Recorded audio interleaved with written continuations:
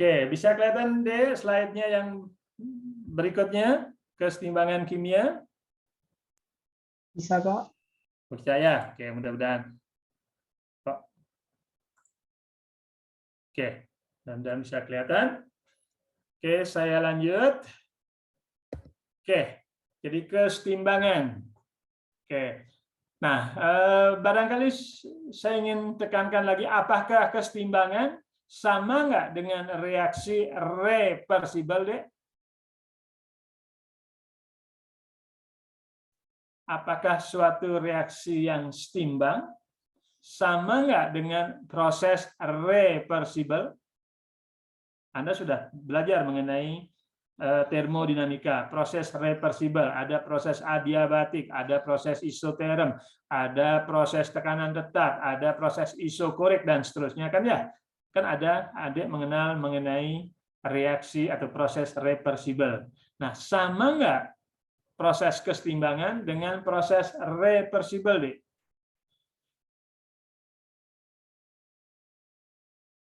Halo? Siapa bisa? Apa bedanya kalau berbeda? Kalau sama, apa kesamaannya? Dan tentu apa bedanya?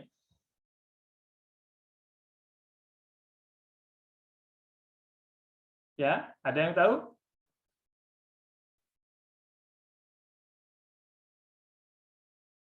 Oke, biar cepat, tidak ada apa. Masih kedengaran suara saya, Dek? Masih, Pak. Slide-nya juga kelihatan? Terlihat, Pak. Oke, kalau kesetimbangan, nah ini ada dua proses kiri dan kanan dengan kecepatan yang sama. Oke, jadi ada suatu proses dua arah kiri dan kanan dengan kecepatan yang sama. Nah, itulah dikenal sebagai reaksi kesetimbangan. Kalau reaksi reversibel itu hanya berlangsung dalam satu arah saja, bisa ke kiri atau ke kanan, tentu dengan kecepatan yang sangat-sangat lambat. Oke, jadi kecepatan yang sangat lambat kalau kaitannya dengan proses reversibel. Kalau kesetimbangan bisa saja kecepatannya lambat, bisa juga cepat, asal laju ke kiri dan ke kanan sama. Oke. Nah, kesetimbangan adalah sesuatu yang, oke, tadi kan perubahannya tidak ada. Jadi secara eksperimen kita tidak bisa melihat terjadinya perubahan, tetapi sebenarnya perubahannya terjadi setiap saat, namun dengan kecepatan yang sama, kira-kira seperti itulah ya. Oke. Jadi kira-kira kapan suatu kesetimbangan bisa tercapai? Nah, ini kapan suatu kesetimbangan tercapai? Ya, pertama, bila laju reaksi ke kiri dan ke kanan itu besarnya sama, oke? Laju atau perubahan konsentrasi ke kiri dan ke kanan untuk setiap saat itu sama. Oke. Yang kedua, nah ini sama saja ya, yaitu konsentrasi pereaksi dan produk itu praktis tidak berubah. Kalau praktis tidak berubah, itu dapat dikatakan sebagai konstanta. Oke, makanya nanti ada tetapan kesetimbangan. Oke, jadi saya ulang sekali lagi bahwa suatu kesetimbangan kimia terjadi bila, sekali lagi, laju reaksi ke kiri dan reaksi ke kanan itu sama besarnya.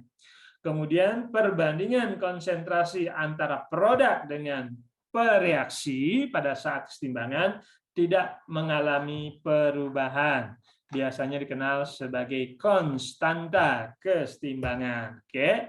Nah, biasanya pada saat setimbang berlangsung pada suhu tertentu. Saya ulang sekali lagi, proses pada saat setimbang biasanya bergantung pada suhu tertentu. Apakah suhu kamar, suhu 50. Nah, makanya di dalam kesetimbangan itu suhunya harus jelas. Karena kalau suhunya berbeda, ya tetapan kesetimbangannya nanti akan berbeda. Oke? Bisa ngikutin ya? Jadi sekali lagi dalam kaitannya dengan konstanta kesetimbangan, suhunya harus jelas karena suhu akan sangat mempengaruhi tetapan kesetimbangan. Oke. Contoh, nah ini adalah kesetimbangan secara fisik, yaitu perubahan fasa. Perhatikan ini perubahan fasa. Kalau dari cair menjadi gas, pasti ada kesetimbangan ya. Jadi kalau saya tuliskan di sini, misalkan, nah ini adalah apa namanya gas, ini cair. Nah dalam kaitannya darah ini terjadi kesetimbangan. Oke. Nah kalau arahnya ke kanan dikenal sebagai penguapan, kalau arahnya ke kiri dikenal sebagai apa? Kondensasi. Nah, pada saat penguapan dan kondensasi nanti besarnya sama, maka saat itulah terjadi kesetimbangan. Makanya ada tetapan kesetimbangan. Oke. Kemudian kesetimbangan kimia. Nah, kalau ini kan hanya zatnya sama, hanya beda fasa. Perhatikan. Makanya sering dikenal sebagai kesetimbangan secara fisik atau wujudnya saja. Kalau kesetimbangan secara kimia, contohnya perhatikan, zatnya berbeda antara bereaksi dan produk. Perhatikan. Oke. Sekali lagi, kesetimbangan kimia ya jelas. Di sini akan terjadi reaksi kimia, yaitu antara produk dan bereaksi pasti berbeda. Beda dengan kesetimbangan secara fisik atau wujudnya. Misalkan cair padat, padat cair, atau padat gas, atau gas padat, dan seterusnya. Ya, oke. Nah, ini sebagai contoh kesetimbangan kimia. Oke, perhatikan deh. Kalau saya punya awalnya hanya N2O4, perhatikan di sini, awalnya adalah N2O4, kemudian menghasilkan NO2. Oke, menghasilkan NO2. Nah, kira-kira, nah ini kan ya, oke, awalnya adalah NO2O4, perhatikan ini yang kedua, kemudian menghasilkan NO2. Nah, kalau ini turun, berarti berkurang di sini, maka NO2 pasti akan naik, perhatikan. Kalau ini turun sekali, maka NO2 naik dua kali ya, Dea. Benar ya? Sesuai dengan reaksi. Kalau ini turun sekali sebagai bereaksi, kan akan berubah, turun konsentrasinya. Maka NO2 akan naik dua kalinya, perhatikan. Oke? Bisa ngikutin, Dea? Halo? Masih kedengaran suara saya? Dek? Masih, Pak. Ya. Oke, kalau yang sebelah kiri, nah kita mulai dengan NO2 awalnya. Oke. Jadi yang paling kiri kita mulai dengan NO2. Nah, NO2-nya NO2 ini awalnya maksimum, kemudian kalau ini turun, perhatikan, kalau ini turun dua kali, maka ini naik baru satu kali. Perhatikan, sesuai dengan reaksi. Perhatikan, ya. Jadi kalau NO2 turun dua kali, perhatikan di sini, maka ini akan naik sekali sesuai dengan koefisien reaksi. Oke. Sedangkan kalau ya, nah ini pada saat inilah terjadi kesetimbangan. Oke, pada saat ini kesetimbangan terjadi. Kenapa? Karena reaksi ke kanan dan ke kiri itu reaksinya kecepatannya sama, sehingga N2O4 dengan NO2 praktis tidak terjadi perubahan konsentrasi atau tekanan kalau kaitannya dengan konsentrasi. Oke, berikutnya kalau kita mulai dari N2O4 sama juga, oke. Kalau ini turun dua kali sebagai reaksi, maka ini akan naik sebagai produk dua kalinya sesuai dengan persamaan reaksi ini, oke. Nah, sebaliknya kalau sama-sama, nah ini keseimbangan, oke. Yang berikutnya, nah ini kalau dimulai dengan sama-sama mengandung NO2 dan N2O4, nah perhatikan, ya kira-kira yang mana lebih besar, kan kira-kira itu ya, oke. Ini kebetulan ya bisa saja mungkin di sini adalah NO2 lebih kecil, maka ini nanti apa N2O4 misalkan lebih kecil, maka ini akan nambah. Nah, satu saat akan terjadi kesetimbangan, sedangkan ini turun. Perhatikan, kalau ini nambah sekali, ini turun dua kali. Satu saat terjadi kesetimbangan. Oke, saya kira nggak masalah. Oke, nah ini sebagai contoh saja. Kalau saya punya konsentrasi awal N2 segini, oke. sedangkan N2O4 adalah segini. Nah, artinya kita mulai dari N2O4 ya. Oke, bisa saja. Nah, ini adalah konsentrasi awal, berarti kan konsentrasi awal. Nah, inilah konsentrasi berada dalam keadaan setimbang, Dek. Setelah dihitung maksudnya ya. Ini konsentrasinya setelah berada dalam keadaan setimbang. Nah, sekarang pada saat keadaan setimbang ini coba diatur. Coba dibandingkan antara NO2 dibagi N2O4 dengan NO2 kuadrat dibagi N2O4. Nah, ternyata kalau ini dikuadratkan, maka nilai daripada ini konstan. Nah, artinya apa? Artinya perbandingan NO2 kuadrat dengan N2O4 sudah praktis tidak terjadi perubahan, walaupun konsentrasinya sudah dirubah. Nah, karena ini tidak terjadi perubahan, maka dikenal sebagai tetapan kesetimbangan. Oke? Bisa ngikutin, Dek? Kita bisa lanjut? Halo?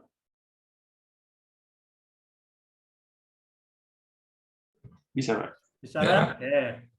Kita lanjut. Nah, ini karena perbandingan. Kalau saya kuadratkan daripada NO2 dibagi dengan konsentrasi N2O4, nah, ternyata adalah merupakan tetapan. Nah, tetapan inilah yang dikenal sebagai tetapan kesetimbangan. Nah, ini salah satu contoh bagaimana menghitung kaitannya dengan kesetimbangan. Oke. Nah, ini kaitannya dengan reaksinya. Oke.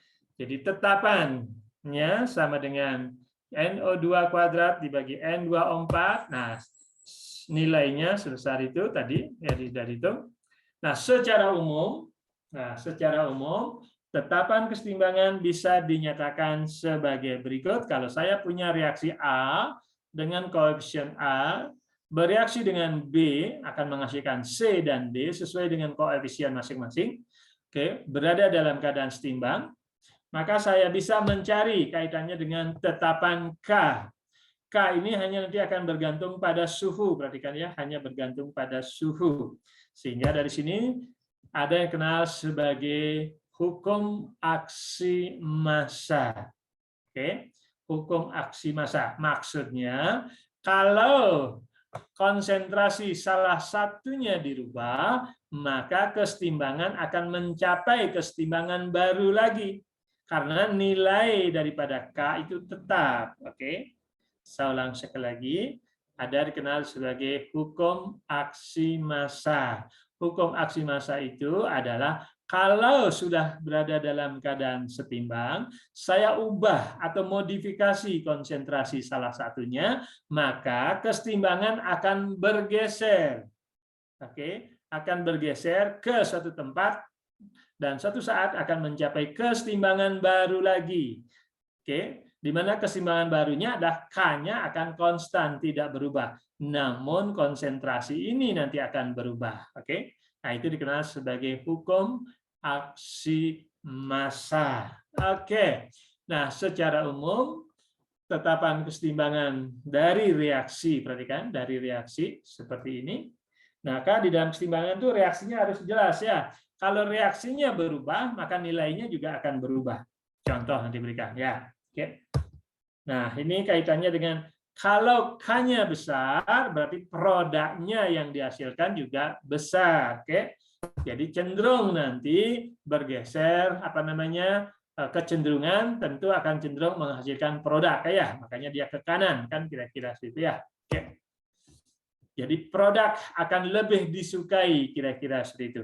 Oke, jadi nilai K besar sekali misalkan, otomatis antara C dan D itu kan nilainya cukup besar, berarti kan ya. Kalau D cukup besar, maka cenderung produk akan lebih disukai. Artinya dia cenderung reaksi ke kanan. Oke. Nah, ini sebagai contoh saja. Kalau reaksi ini adalah bereaksi, sedangkan K-nya jauh lebih besar dari 1, maka cenderung nanti akan produknya lebih besar, lebih banyak kan kira-kira gitu ya. Begitu juga sebaliknya, perhatikan ya, sebaliknya kalau K-nya sangat kecil berarti A dan B-nya ini sangat besar, berarti sehingga bereaksi lebih disukai, kan kira-kira seperti itu. Oke.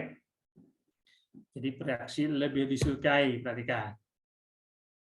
Oke, kaitannya dengan nilai besarnya tetapan kesetimbangan. Oke.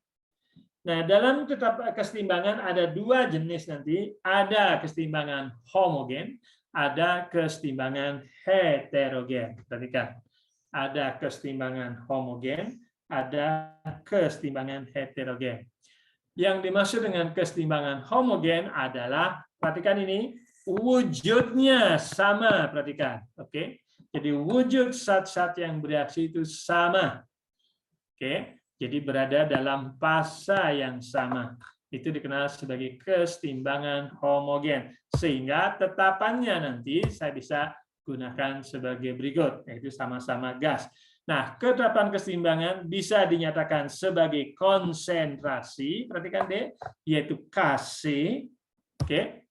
Nah, bisa juga dinyatakan sebagai parameter tekanan, yaitu PN2, ini kaitannya dengan tekanan parsial daripada NO2, sedangkan PN2O4 kaitan tekanan parsial daripada gas N2O4. Sekali lagi, kalau gas saya bisa gunakan persamaan apa? Yaitu gas ideal. Perhatikan, oke. Nah, ini kaitannya dengan konsentrasi, perhatikan, yaitu C, oke.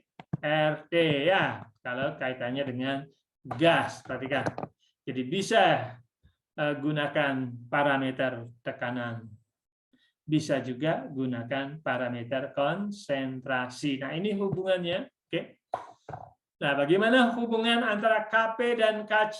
Nah, tinggal masukkan saja. Saya bisa hubungkan di sini, yaitu tekanan ini sama dengan yaitu CnO2. Oke, RT kuadrat, kira-kira seperti itu, sehingga di sini adalah CN2O4 RT, perhatikan pangkat 1, sehingga di sini nanti akan diperoleh apa? Yaitu Kc kali RT pangkat delta N. Oke, bisa ngikutin deh? Perhatikan, jadi hampir semua keadaan Kp itu tidak sama dengan Kc. Oke, Kp nanti akan sama dengan, perhatikan deh, yaitu Kc kali dengan RT pangkat delta N. Delta N itu sama dengan perbedaan dari koefisien reaksi yang melibatkan gas tentunya ya, oke, yang melibatkan gas. Bisa ngikutin deh? Halo?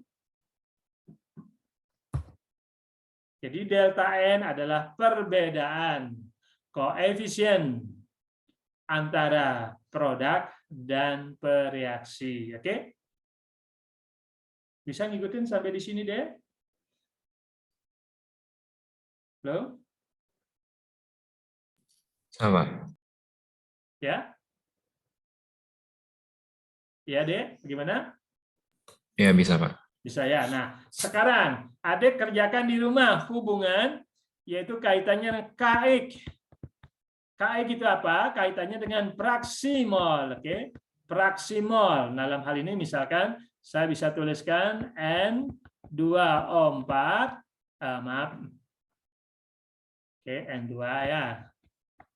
O2 kuadrat dibagi dengan X daripada N2O4. Nah, apa hubungannya sekarang antara Kp, Kc, dan KX? Kalau Kp, Kc kan sudah tahu. Oke, rumusnya seperti itu. Sekarang kaitannya dengan fraksi mol. Oke, khusus untuk gas ya. Nah, bisa dihitung di rumah deh ya. Oke, bagaimana Kp sama dengan KX apa? Nah, kira-kira apa? Oke, pangkat apa? Oke, kemudian Kc sama dengan KX misalkan pangkat apa? Oke deh. Halo, bisa ngikutin saya? Jadi tolong kerjakan di rumah hubungan antara KP dengan KX, KC dengan KX, oke? Nah, sekarang kapan antara KP, KC, dan KX sama? Yuk. Kapan nilai KC, itu tetapan kesetimbangan berdasarkan konsentrasi, sama dengan tetapan kesetimbangan berdasarkan tekanan, dan sama dengan tetapan kesetimbangan berdasarkan fraksi mol. Kapan sama, Dek? Delta N-nya. Oke, pada saat delta N-nya 0. Nah, delta 0 itu artinya apa? Perbedaan koefisien produk.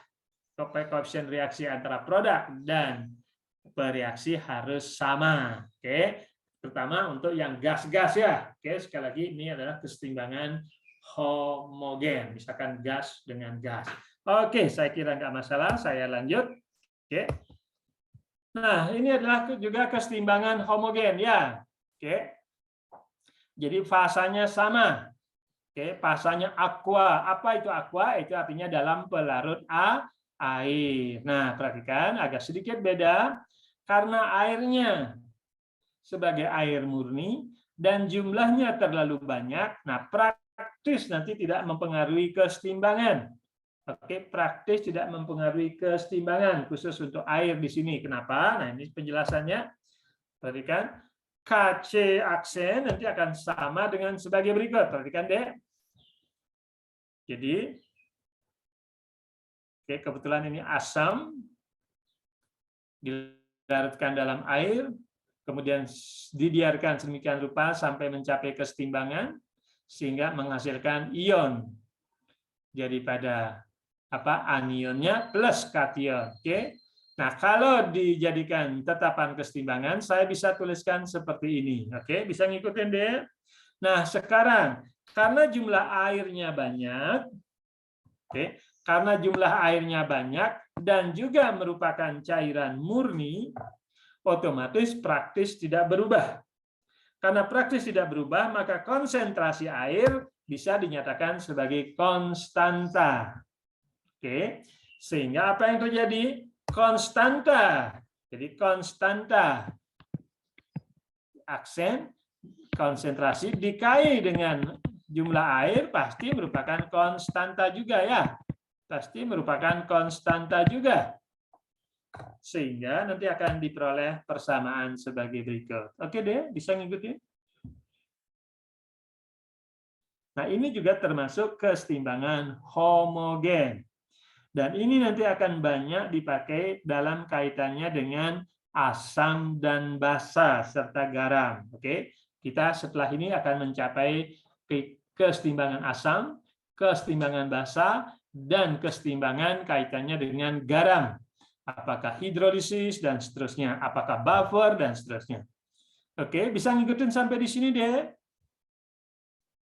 Bisa. Oke, kita lanjut. Yang penting pelan-pelan. Oke, jadi saya ulang sekali lagi, khusus untuk air, karena pelarutnya air banyak, berarti pelarut tidak berubah, maka pelarutnya bisa juga dinyatakan sebagai konstanta. Maka konstanta kali konstanta, yang konstanta itu juga, sehingga nanti akan diperoleh persamaan sebagai berikut. Oke, saya kira nggak masalah. Kita lanjut. Oke. Nah, perhatikan di sini kesimpulannya. Oke, secara umum, oke. Jadi praktis unit daripada kesetimbangan tidak ada satuan deh, oke? Apakah kesetimbangan berdasarkan tekanan? Apakah kesetimbangan berdasarkan fraksi mol? Apakah tetapan kesetimbangan berdasarkan konsentrasi? Sekali lagi tidak ada satuan, oke? Tidak disebutkan satuannya apa. Yang penting kita tahu apakah berdasarkan tekanan, apakah berdasarkan konsentrasi atau fraksi mol. Oke. Nah, ini sebagai contoh. Oke. Konsentrasi kesetimbangan untuk reaksi yaitu karbon monoksida dan klorin membentuk COCl2 adalah sebagai berikut. Oke. Maka hitung tetapan keseimbangan Kp dan Kc pada suhu 74 derajat Celcius. Oke, biar tidak terlalu lama, oke, saya langsung saja ya. Sesuai dengan reaksi, tadi kan, inilah keseimbangan homogen sesuai dengan reaksi adalah sebagai berikut. Kemudian kita sudah tahu keseimbangan, pada saat keseimbangan 74 derajat Celcius, kita tahu konsentrasi masing-masing keseimbangan. Kita tinggal menghitung saja. Oke, COCl2 dibagi dengan sisa, yaitu konsentrasi sisa CO dan Cl2, tinggal masukkan saja, karena ini sudah termasuk kaitannya dengan kesetimbangan, konsentrasi kesetimbangan. Perhatikan, oke. Konsentrasi kesetimbangan dari suatu reaksi antara ini dan ini adalah sebagai berikut. CO segini, Cl segini, COCl2 segini, ya tinggal mencari. Jadi Kc sama dengan, perhatikan deh, tidak ada satuan ya, perhatikan, tidak ada satuan. Begitu juga Kp, oke, Kp, jadi bisa dihitung berdasarkan persamaan yang sudah diberikan tadi, oke. Jadi delta N-nya sama dengan 1, minus 1 ya, ini 1 dikurangi ini 1 dikurangi 1, jadi minus 1. Sehingga Kp-nya bisa dihitung. Suhunya, perhatikan deh, harus suhu Kelvin. Oke, tidak boleh menggunakan suhu Celcius. Perhatikan ini deh, ya. Penting ini dalam perhitungan, harus menggunakan suhu absolut. R-nya ya, R-nya di sini menggunakan liter atmosfer karena kan tekanannya dalam bentuk atmosfer. Oke, nanti harus menggunakan atmosfer R-nya. Nah, kalau dimasukkan sini, maka nanti nilainya sebagai berikut. Perhatikan, ini kan minus 1. Oke. Nah, nilainya adalah 77. Perhatikan, tidak ada satuan. Oke, tidak ada satuannya, tidak memiliki unit atau satuan. Oke, baik konsentrasi, baik parameternya dengan konsentrasi maupun parameternya tekanan. Bisa ngikutin deh sampai di sini? Bisa, Pak. Bisa, oke. Jadi kalau sudah tidak ada masalah, kita akan lanjut. Oke, nah ini sebagai contoh kaitannya dengan kesetimbangan lagi. Oke, konstanta kesetimbangan Kp, nah, artinya berdasarkan tekanan dari suatu reaksi. Berikut reaksinya, perhatikan, harus reaksinya dituliskan terlebih dahulu. Oke, pada suhu 158 adalah 1000 Kelvin, maksudnya tetapan kesetimbangannya adalah 158 pada 1000 Kelvin. Oke, berapa tekanan setimbang, tekanan O2 dalam keadaan setimbang? Bila diketahui tekanan parsial NO2 dan tekanan parsial gas NO masing-masing adalah 0,4 dan 0,270 atmosfer. Oke, silahkan D, bisa kerjakan. Saya kasih waktu 2 menit. Silahkan D, dikerjakan D. Waktunya 2 menit.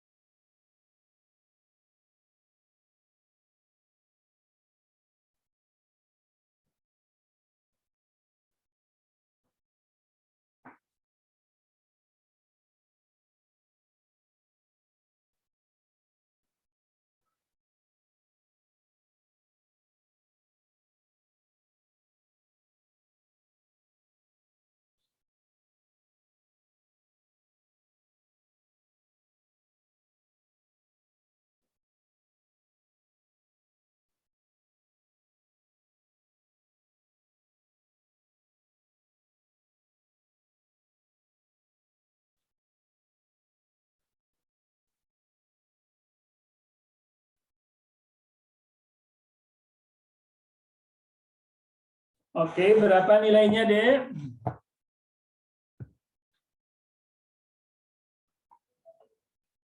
Halo?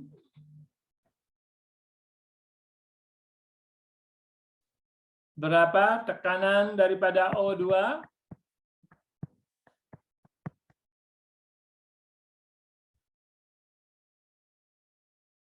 Ayo, Dek.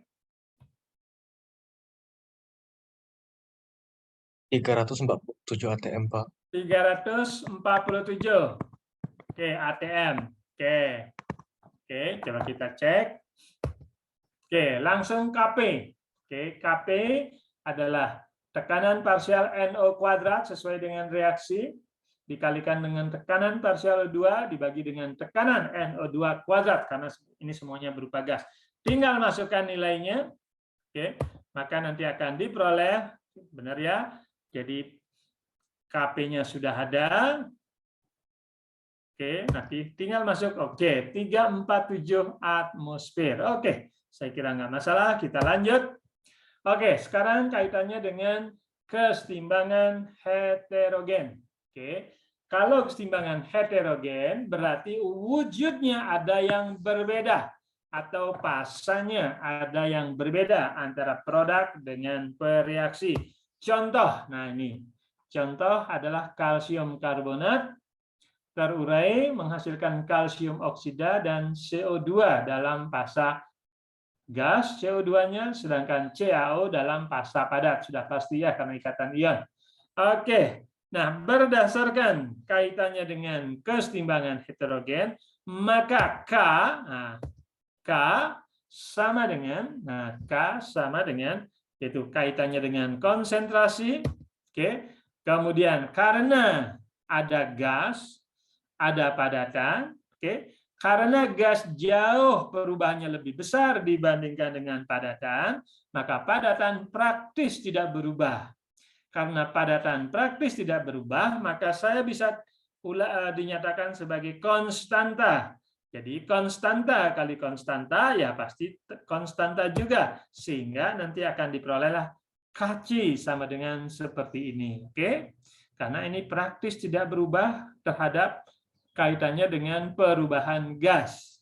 Kan kalau gas perubahannya jauh lebih besar, sehingga padatan dianggap konstan. Oke. Nah, saya bisa tuliskan sini. Jadi K aksen tetapan kali tetapan dibagi tetapan, ya ini adalah tetapan baru. Nah, tetapan baru dikenal sebagai kalau berdasarkan konsentrasi ya Kc kan ya. Kalau berdasarkan tekanan nanti Kp kan kira-kira gitu ya. Jadi Kp-nya ya sama persis, yaitu tekanan parsial kali CO2 saja, karena yang menentukan tetapan kesetimbangan di sini hanya konsentrasi CO2 saja. Oke. Nah, ini kesimpulannya, Dek. Konsentrasi padatan dan cairan murni ya, tidak ikut di dalam persamaan konstanta laju kalau ada gas. Oke, kira-kira situ. Jadi konsentrasi padatan maupun cairan murni ya tidak diikutkan di dalam persamaan konstanta kesetimbangan. Oke, saya lanjut. Nah, ini sebagai contoh saja. Kalau ada CaO, oke, kemudian nanti kalau berubah, kalau mengalami reaksi, yaitu dekomposisi, nanti akan menghasilkan CO2 dan CaO, kan kira-kira seperti itu ya. Oke. Nah, yang menentukan nanti kaitannya dengan tetapan kesetimbangan hanya gasnya saja. Oke. Walaupun ini misalkan turun menghasilkan ini misalkan, maka CaO juga akan naik sesuai dengan reaksi. Oke, sesuai dengan reaksi. Nah, yang paling banyak berubah adalah gasnya ya, makanya ini yang menentukan nanti kaitannya dengan tetapan kesetimbangan. Kira-kira itu maksudnya ya. Oke, jadi perhatikan di sini. Jadi P CO2 yang menentukan kaitannya dengan tetapan kesetimbangan. Oke. Jadi hasil daripada tekanan parsial CO2 tidak bergantung daripada jumlah CaCO3 maupun jumlah daripada kalsium oksida. Oke, saya kira ini sudah. kaitannya dengan tetapan kesetimbangan heterogen. Oke. Nah, ini sebagai contoh. Dipertimbangkan kesetimbangan pada suhu 295 Kelvin adalah reaksinya sebagai berikut. Jadi penguraian amonium hidrosulfida menjadi amonia dan asam sulfida. Tekanan parsial setiap gas adalah sebagai berikut. Jadi mungkin awalnya tidak ada NH3 kan ya. Begitu juga asam sulfida. Karena awalnya tidak ada, kemudian dipanaskan, amonium hidrosulfida akan terurai. Kalau saya tahu ini misalkan segini, maka nilainya juga ini segini kan ya. Oke. Karena awalnya tidak ada, karena koefisien reaksinya kan sama-sama 1. Nah, dari tekanan parsial diketahui gasnya adalah segini. Setiap gas. Maka hitung Kp dan Kc daripada reaksi di atas. Oke, langsung saja biar cepat ya. Jadi Kp sama dengan tekanan daripada NH3 dikali dengan tekanan H2S. Nah, tentu karena NH4HS adalah berupa padatan, ya tidak ikut serta di dalam kaitannya dengan persamaan kesetimbangan. Sehingga dari sini kita bisa hitung besarnya tetapan kesetimbangan Kp adalah sebagai berikut. Kalau Kc-nya ya tinggal ngitung saja, oke? Kc sama Kp sama dengan Kc kali nRT pangkat delta N. Nah, delta N-nya berapa? Nah, delta N-nya berapa deh delta N-nya reaksi di atas?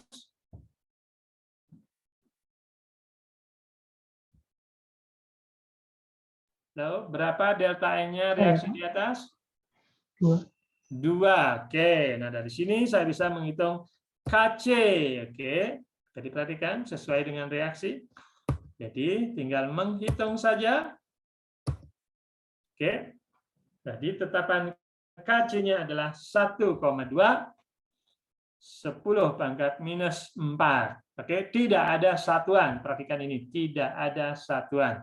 Jadi tetapan kesetimbangan tidak ada satuannya. Oke. Kita lanjut. Nah, sekarang kaitannya dengan teoritis. Ya, kalau saya punya reaksi A plus B menghasilkan C dan D, maka tetapan kesetimbangannya saya bisa tuliskan sebagai berikut, ya, yaitu konsentrasi C kali konsentrasi D dibagi A plus B. Kemudian yang kedua, maka konsentrasi E kali konsentrasi F dibagi dengan C dan D. Oke. Nah, saya bisa mencari totalkan, saya bisa totalkan ya. Oke, totalkan sehingga reaksi totalnya adalah sebagai berikut. Jadi AB menghasilkan E dan F. Oke, E dan F. Maka saya bisa tuliskan Kc di sini. Oke, kira-kira Kc-nya sama dengan apa, Dek? Berdasarkan reaksi 1 dan reaksi 2. Kc-nya berapa, Dek? Perkalian tetapan keseimbangan 1 dikali. Oke, ya, tinggal nyoret-nyoret ini saja kan ya. Oke.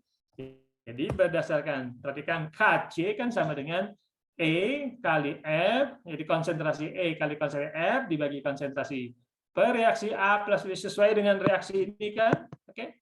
Nah, tinggal mencari. Nah, perhatikan, benar nggak ya? Oke. Jadi kalau kita perhatikan di sini, oke. Tinggal mengalihkan saja. Nah, ini tinggal dibagi ini kan. Itu sehingga nanti akan sama dengan yaitu Kc aksen, Kc daripada 2 aksen. Kan kira-kira situ ya. Oke. Nah, dari sini dapat disimpulkan bahwa jika ada reaksi oke, yang bisa diekspresikan atau dinyatakan sebagai jumlah dari 2 atau lebih reaksi, ini kan 1, 2 reaksi, maka konstanta kesetimbangan reaksi yang ketiga atau rata-rata atau keseluruhan dapat dinyatakan sebagai yaitu perkalian dari tetapan kesetimbangan masing-masing reaksi 1 maupun reaksi 2. Oke, ya. Nah, inilah boleh dinyatakan kesimpulannya. Oke, jadi jika suatu reaksi rata-rata total adalah penjumlahan dari reaksi beberapa tahap, kira-kira seperti itu, maka konstanta kesetimbangan keseluruhan rata-rata dapat diberikan oleh, yaitu konstanta kesetimbangan dari masing-masing individu dengan mengalihkan, kan kira-kira gitu ya. Oke, saya kira nggak masalah, bisa aja kebalikannya ya. Oke, kalau saya punya soal seperti ini, saya tahu tetapan kesetimbangannya adalah segini, maka saya bisa mencapai tetapan kesetimbangan ini. Berapa kira-kira deh tetapan kesetimbangan untuk yang reaksi yang sebelah kanan? Halo? Seperka. Oke, seperka, karena kan reaksinya kebalikannya kan ya. Oke, reaksinya kebalikannya, dan ini nanti akan seperka. Oke, jadi penting di sini persamaan reaksi itu penting, jangan sampai salah. Oke, kemudian koefisien reaksi juga harus benar, jadi tidak boleh salah. Yang ketiga, suhu juga harus jelas. Oke, karena suhu kamar dengan suhu lain, tetapan kesetimbangan bisa nilainya akan berbeda. Oke, ya, saya kira nggak masalah di sini. Oke, jadi, nah ini kesimpulannya berikutnya. Jika suatu persamaan reaksi reversibel, artinya bolak-balik di sini ya, reversibel maksudnya ya boleh dibilang bolak-balik. Oke. Nah, maka bisa dituliskan reaksi kebalikannya dengan tetapan kesetimbangan, ya tentu adalah yaitu resiprok dari konstanta kesetimbangan awal, itu kebalikan daripada kesetimbangan awal. Oke, saya kira nggak masalah ya. Oke. Berikutnya, nah ini kaitannya dengan bagaimana menyatakan konstanta kesetimbangan. Oke, nggak perlu Anda adik-adik dihafal. Oke. Jadi nggak perlu. Yang penting reaksinya harus jelas, fasanya juga harus jelas, dan koefisien reaksi juga harus jelas. Oke. Kemudian konsentrasi harus dinyatakan dalam molar. Kalau tetapan kesetimbangannya nanti dinyatakan parameternya adalah konsentrasi. Oke. Berikutnya yang kedua, yaitu konsentrasi padatan, cairan murni, pelarut, dan seterusnya tidak ikut serta di dalam persamaan tetapan kesetimbangan. Oke. Berikutnya, konstanta kesetimbangan tidak bersatuan. Oke. Satuannya tidak ada. Oke, kira-kira seperti itu. Berikutnya, nilai konstanta kesetimbangan harus, nah ini penting kan ya, tadi sudah disinggung, persamaan reaksinya harus jelas, suhunya juga harus jelas, ya. Contoh misalkan, kalau saya punya tadi N2O4 berada dalam keadaan setimbang dengan 2NO2, oke, nah Kp-nya ini sudah tentu, misalkan 25 misalkan, harus jelas, oke. Kalau misalkan saya ubah, ini misalkan 5 N2O4, oke, misalkan ini menjadi berapa? 10 mungkin ya. Oke.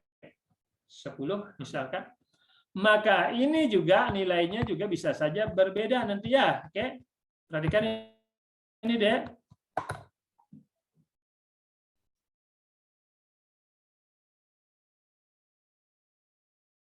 Ya. Jadi nilainya bisa berbeda, makanya di sini persamaan reaksinya harus jelas, suhunya juga harus jelas. Oke deh. Oke. Jadi yang terakhir, nah reaksi dapat dinyatakan sebagai penjumlahan 2 atau lebih. Oke, maka konstanta rata-rata keseluruhan ya tinggal mengalihkan dari masing-masing tetapan kesetimbangan. Oke, saya kira nggak masalah. Oke deh, nggak masalah kan ya? Bagaimana menyatakan tetapan kesetimbangan sudah kan ya? Nggak usah dihafalkan kata-kata ini. Oke, nggak pernah ujian kata-kata ini dikeluar. Yang penting adik mengerti. Oke? Bisa ngikutin ya? Bisa, Pak. Oke, saya lanjut kalau gitu ya. Oke, sekarang kaitan antara laju reaksi dengan konstanta kesetimbangan. Nah, tadi sudah disinggung bahwa kapan suatu kesetimbangan tercapai, yaitu pada saat laju reaksi ke kiri dan ke kanan sama. Kan kira-kira situ ya. Perhatikan. Kita kan sudah belajar mengenai laju reaksi. Reaksi ke kanan, saya bisa tuliskan sebagai laju ke kanan, yaitu tetapan kesetimbangan, dikalikan dengan konsentrasi masing-masing. Nah, kalau berkaitan dengan kesetimbangan, nah pangkatnya menyesuaikan deh ya, sesuai dengan koefisien reaksi. Beda dengan laju yang sebenarnya. Kalau laju sebenarnya, koefisien reaksi koefisien reaksi tidak sama dengan order reaksi. Oke, saya ulang sekali lagi. Dalam kaitannya dengan tetapan kesetimbangan, maka laju reaksi, maka persamaan reaksi ini penting juga, di mana order reaksi dapat dinyatakan sebagai koefisien reaksinya. Sekali lagi, kalau berkaitan dengan konstanta kesetimbangan. Kalau laju reaksi yang sebenarnya tidak boleh seperti ini, oke? Karena order reaksi atau tetapan laju ditentukan lewat percobaan. Oke. Nah, laju reaksi ke kiri, oke, kalau ini adalah ke kanan, kan kira-kira ini adalah kebalikannya, reaksinya ke kiri. Nah, kalau saya bagi antara laju reaksi ke kanan dan ke kiri, jadi pada saat setimbang, saya bisa tuliskan sebagai berikut. Oke, jadi KF dibagi KR, nah KF dibagi KR, sehingga nanti nilainya sama dengan sebagai berikut. Oke, nah inilah salah satu penurunan tetapan kesetimbangan berdasarkan laju reaksi. Oke, di mana perbandingan tetapan laju reaksi ke kiri dan ke kanan itu nanti akan merupakan konstanta kesetimbangan. Oke, konstanta kesetimbangan. Oke, saya kira nggak masalah. Oke, ini salah satu penurunan bagaimana mendapatkan konstanta kesetimbangan berdasarkan laju reaksi. Oke. Oke, nah ini adalah kaitannya dengan perbandingan antara konsentrasi produk dengan bereaksi pada saat waktu tertentu terhadap kesetimbangan nanti bagaimana. Oke, jadi Q adalah kaitannya dengan perbandingan. Maaf.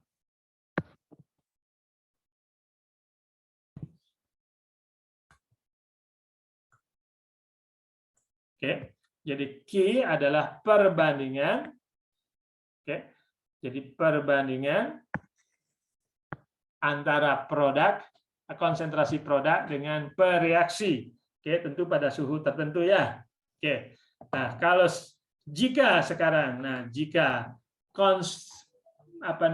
perbandingan antara produk dengan bereaksi itu lebih besar dibandingkan KC, artinya realnya lebih besar produknya dibanding bereaksi, maka jelas nanti reaksi akan bergerak dari ke kanan ke kiri ya. Oke, bisa ngikutin sehingga suatu saat mencapai kesetimbangan baru. Oke, jadi kalau perbandingan saya punya misalkan reaksi antara A dengan B menghasilkan C dan D, kan? Kalau ini lebih besar nilainya, jadi Q-nya lebih besar, oke, dibanding K, artinya C lebih besar, ya jelas dia akan bergeser ke kiri. Oke, deh, bisa ngikutin? Halo? Bisa ngikutin ya? Oke, berikutnya, kalau perbandingan konsentrasi produk dengan bereaksi kebetulan sama dengan tetapan kesetimbangannya, ya artinya sistem tersebut berada dalam keadaan setimbang. Oke. Sebaliknya, kalau perbandingan produk dengan reaksi lebih kecil, berarti AB ini lebih besar dibandingkan CD, berarti maka dia akan bergeser ke kanan. Oke deh ya. Ini kaitannya dengan aksi dan reaksi. Oke. Nah, ini contohnya.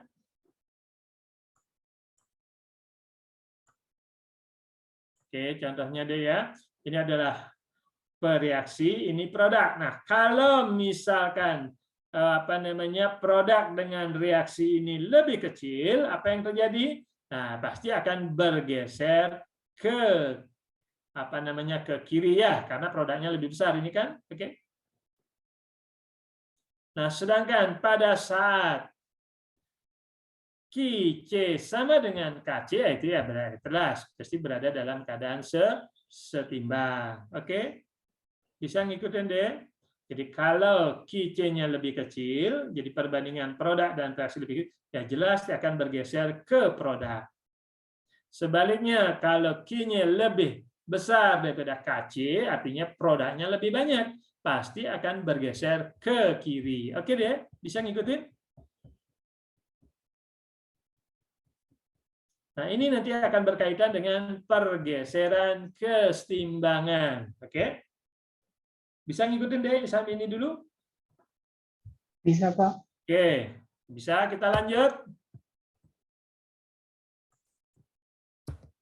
Oke, sekarang bagaimana menghitung kesetimbangan sekarang? Oke, menghitung kesetimbangan ini penting karena akan sering keluar ujian di sini ya. Menghitung konsentrasi berada dalam keadaan setimbang. Oke, yang pertama, ya nyatakan dulu konsentrasi kesetimbangan untuk semua spesies ya dinyatakan sebagai X atau zat yang bereaksi untuk bereaksi dan zat produk sebagai produk, kan kira-kira situ ya. Oke. Kemudian tuliskan tetapan kesetimbangannya bagaimana. Oke. Nanti ini akan berhubungan dengan reaksi asam basa, nanti akan sering digunakan. Kemudian habis itu baru selesaikan untuk mencari X, apakah nanti persamaan kuadrat dan sebagainya ya. Oke. Nah, kalau X-nya sudah dapat, maka kita bisa menentukan semua konsentrasi berada dalam keadaan setimbang. Oke. Jadi nggak perlu hafal kata-kata ini, yang penting ini contoh. Oke. Pada suhu 1280 derajat Celcius, konstanta kesetimbangan Kc untuk reaksi brom gas menghasilkan atom Br gas. Oke. Atom Br gas. Jadi dari molekul gas Br2 menghasilkan atom Br gas. Yaitu tetapan kesetimbangannya Kc-nya adalah 1,110⁻³ Jika konsentrasi awal Br2 adalah 0,63 dan konsentrasi Br adalah 0,012, nah ini ada disuruh menghitung konsentrasi spesies masing-masing dalam keadaan setimbang. Oke, Dek, saya kasih waktu 3 menit. Silahkan, Dek. Tolong kerjakan, Dek ya. Saya kasih waktu 3 menit dari sekarang.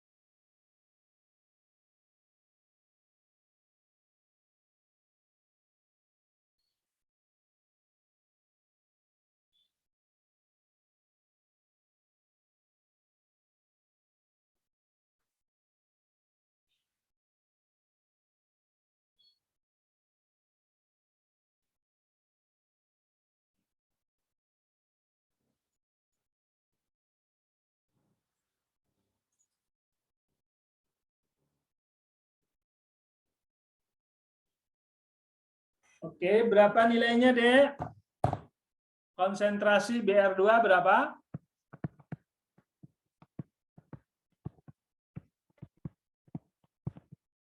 Berapa, Dek? Pada saat setimbang?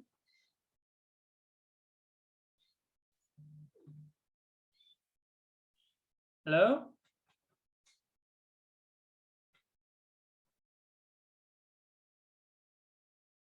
Siapa yang sudah selesai? Berapa konsentrasi saat setimbang? Kalau yang ada di dalam soal, konsentrasi awal. Nah, saat setimbang berapa?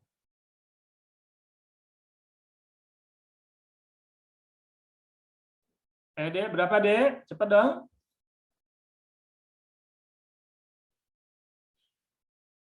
Halo?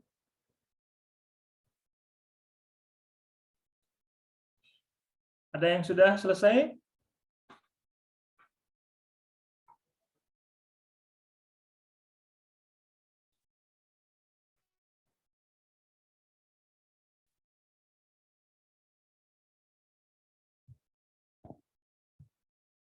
Ayo, Dek, berapa, Dek? BR2 berapa?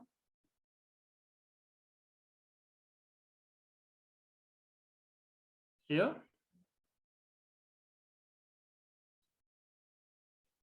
Ayo, Dek, saya kira sudah dapat di SMA, kan?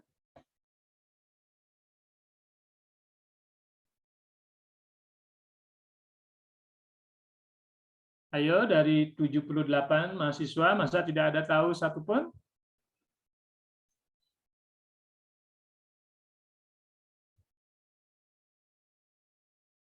Atau sudah ngantuk semua sore ini? Saya kira masih cukup waktunya, ya kira-kira ya 10 menit lagi.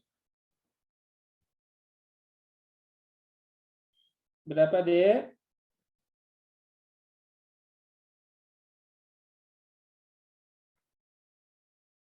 Halo? Tuh, BR2 0,0648, Pak. 0,6? 48. Oh, 0,06 ya? Iya, Pak. 48. Oke. 48. Oke, kalau yang BR minus BR? 0,000844, Pak. 0,00? 844. 844. Oke. Oke, coba kita ya lihat ya. Oke, kita sama-sama. Oke, ini penyelesaiannya nanti ada yang dikenal sebagai awal, kemudian yang bereaksi, kemudian setelah setimbang, kan kira-kira itu ya, perhatikan. Kalau BR2 sesuai dengan reaksi menghasilkan 2 BR ya atom lah kira-kira situ ya. Oke, nah awalnya sama-sama tahu awalnya, perhatikan. Oke, BR2 adalah 0,063, satuannya molar. Kemudian yang BR adalah 0,012. Oke, ini adalah awal reaksi. Oke, selalu nanti penyelesaiannya seperti ini deh ya. Akan jauh lebih teliti dibandingkan yang lain-lain. Oke, yang bereaksi. Nah, yang berubah. Kalau ada X yang berubah, nah perhatikan ini minus X artinya ini bereaksi sebesar X. Oke. Kalau ada minus X, maka BR2 ini bereaksi sebesar X dari total segini kan ya, hanya X berapa? Oke. Kalau produknya pasti menghasilkan 2X, oke?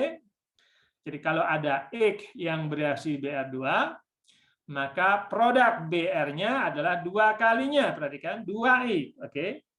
Kemudian setelah setimbang, nah ini setelah setimbang, jadi makanya sering dikenal sebagai ICE, oke? Awal bereaksi ke setimbangan. Nah, setelah setimbang, perhatikan di sini 0,03 minus X, kemudian setelah produknya adalah sebagai berikut, oke? Nah, kemudian baru dimasukkan ke dalam tetapan kesetimbangan, oke? Maka ini ya perhatikan ini ICE. Oke. Masukkan dalam kesetimbangan, perhatikan.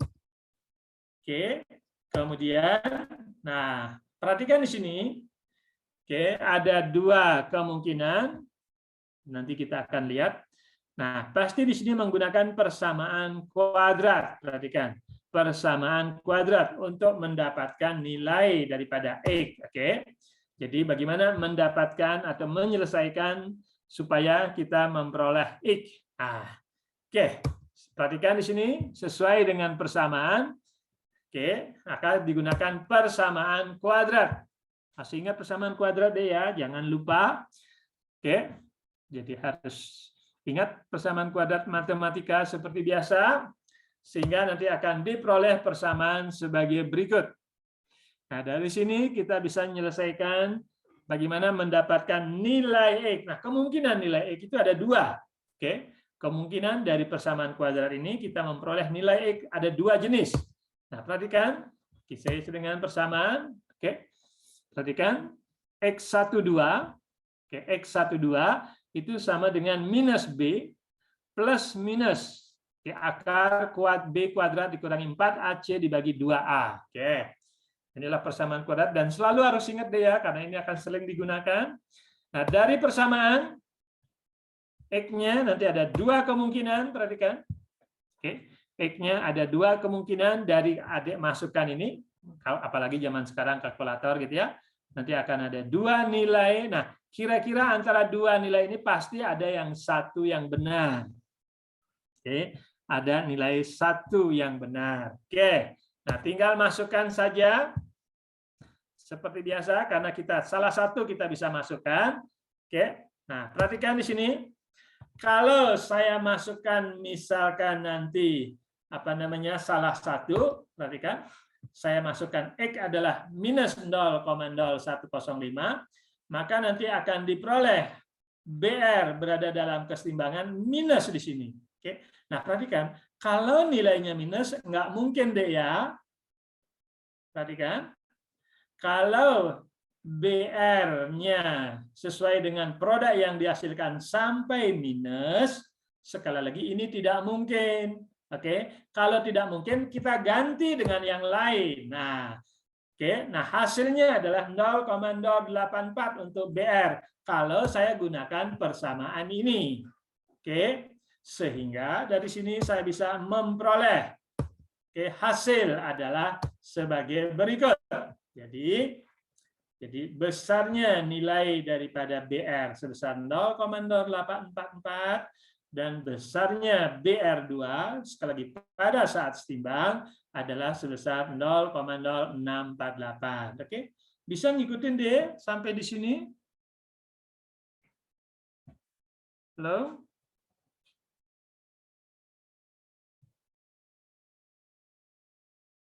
Jadi dari persamaan kuadrat kita akan mendapatkan dua nilai yang mungkin.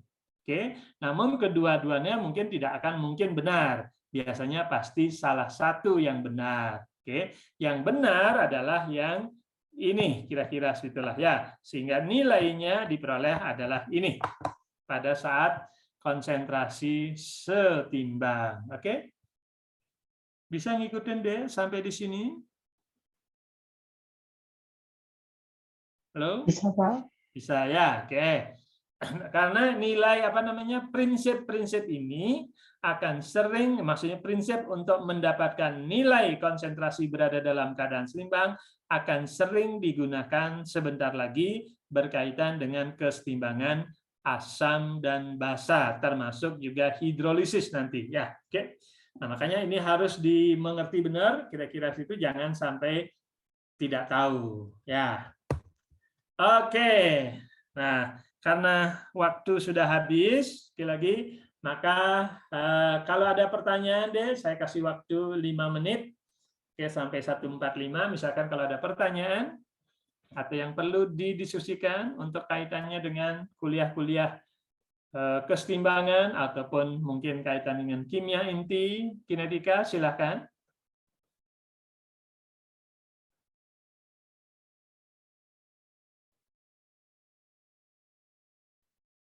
Oke, saya mengingatkan saja bahwa untuk kuis yang kedua, kalau tidak salah pertengahan April, kuis yang kedua itu sampai dengan kimia inti ya. Oke, dari kaitannya dengan ikatan kimia, termasuk juga kaitannya dengan gaya antar molekul, termasuk juga di sana nanti ada padatan dan sebagainya. Kemudian kinetika plus kimia inti. Nah, itulah nanti akan dilakukan kuis yang kedua. Oke, kuis yang kedua. Sedangkan sisanya nanti tambahan lagi, yaitu kesetimbangan, kemudian kesetimbangan asam, basa, sampai garam, sampai dengan elektrokimia, itu nanti adalah ujian kedua. Oke? Ya, itu saja saya mengingatkan, oke, karena bahan untuk kimia inti sudah habis, sudah lanjut ke bagian kesetimbangan kimia. Oke, tolong adik sudah mulai latihan-latihan soal. Oke, jangan sampai nanti terlambat. Ya, kalau sudah terlambat karena bahannya cukup banyak di sini, ya kalau sudah terlambat ya nggak bisa apa-apa nanti ya. Oke.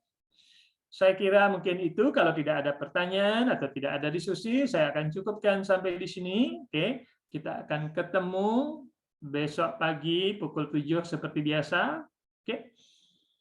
Bagaimana, Dek? Cukup sekian atau bagaimana?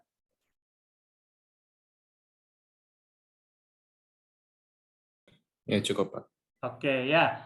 Sampai terakhir kuliah yang ikut itu kira-kira 50 orang. Saya nggak tahu yang berikutnya kemana. Ya, oke. Oke, yang penting ya bisa ngikutin dengan baik dan hasilnya indikasinya adalah ujiannya bagus kan kira-kira gitu ya. Oke. Oke, sekali lagi selamat sore semuanya. Selamat istirahat adik-adik, selalu jaga kesehatan. Oke. Selamat sore Pak, terima kasih.